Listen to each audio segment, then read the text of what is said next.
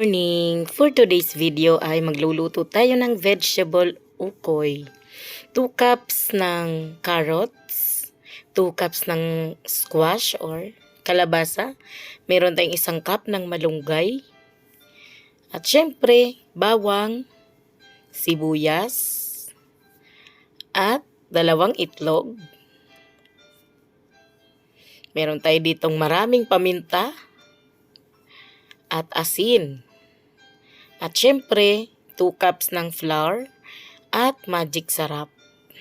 So, optional lang yung magic sarap. So, umpisa na natin.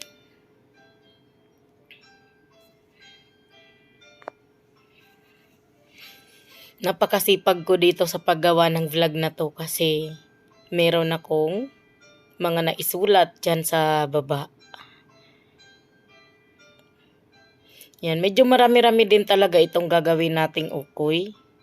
Kasi pag hindi naman natin to naubos, maprito, pwede pa naman ulit mamaya. So, yung iba po, naglalagay sila ng baking powder. So, pwede rin kayong maglagay. Ako naglagay ng baking powder dyan. Yan, pagsamasamahin lang naman yan lahat. So, yung magic sarap po, optional din yan kasi may mga tao talaga na hindi sila gumagamit ng magic sarap. Kaya, i-respect natin sila. Wala naman pong problema kung wala yan. So, ayos lang naman yung panimpla na asin na lang. Siyempre, lalagyan natin ng tubig.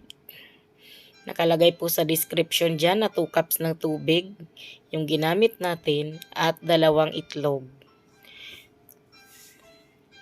So, dahil napakamura nga naman ng itlog ngayon, pwede mo pang dagdagan yan.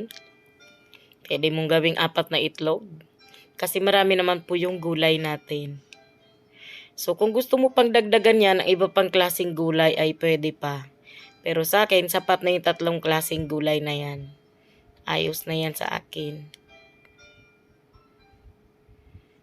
Yun, haluin ng mabuti. Nilagay ko na yung magic sarap. Actually, kalahati niyan. So, okay lang na kalahati kasi sabi ko nga marami tong gagawin ko. Yan, pagka ganyan na, ang pinakahuli kong hinalo dyan yung dahon ng malunggay.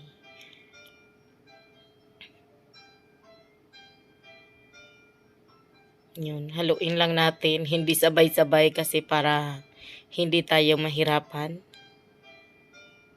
Saka baka sobrang dami ng nakuha ko. Actually, dito kasi sa amin, sobrang dami naming tanim na malunggay. Baka naman sumobra sa dami, maging ukoy na malunggay na lang ito. Tansyahan lang natin.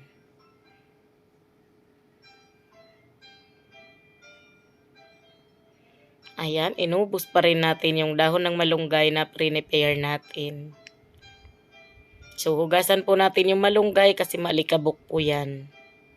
Hugasan at patuluin na mabuti para di makadagdag ng moisture ng ating ukoy. So far, sakto lang naman pala yung malunggay na yun. Akala ko sobrang dami. Ayan, so ito pwede na natin tong pang-ulam, pwedeng pang merienda, papakin. Kung pang-ulam, ayos lang din. Kung papapakin lang nating pang merienda, ay ayos na lang din. Lahat ayos. Mixture ng mga gulay natin ay magpainit na tayo ng mantika. So, bahala ka na kung anong itsura or anong style ang magagawa mo. Ayos lang din yan. Pero mas maganda sana kung manipis lang yung pagkakalatag. Para crispy yung ating ukoy. So, wag pagsiksikan sa kawali para maganda ang resulta ng ating mapipritong ukoy. Yan, siguro 3 o 4 na ukoy pwede na. Para hindi sila magdikit-dikit. So, hayaan lang natin siya. Baliktarin at iprito ng saktuhan lang na mag-golden brown. Ayan, at sakto na, luto na ang ating first batch ng ukoy. At ituloy-tuloy lang natin hanggat sa matapos natin maprito yung lahat ng ginawa natin. Ayan, at eto na, sakto na, luto na po ang ating vegetable ukoy. Meron lang tayo ditong sawsawang suka na may bawang, may sibuyas at pwede mo rin siyang lagyan ng sili. May asin din po yan at konting asukal. So hanggang dito na lang po. Maraming salamat.